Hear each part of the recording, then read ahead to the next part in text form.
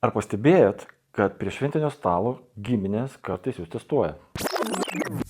Tai kada vaikai, tai kada vestuvės, tai kada naujas butas.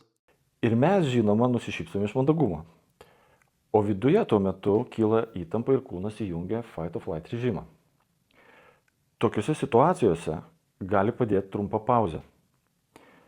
Jos metu pastebėkite, kas vyksta jūsų kūne. Gal užplūdo emocijos, pavyzdžiui, nerimas, gal sutriko kvėpavimo ritmas, gal įsitempė pečiai ar pradėjo greitėti mintis. Tai yra normalu, kai kūnas yra tokiame išgyvenimo režime. Užtenka kelių sąmoningų kvėpimų, kad grįžtų vidinė pusiausvyrą. Ir svarbiausia, priminkite savo, kad šie klausimai dažniausiai pasako ne apie jūs, apie klausiantįjį.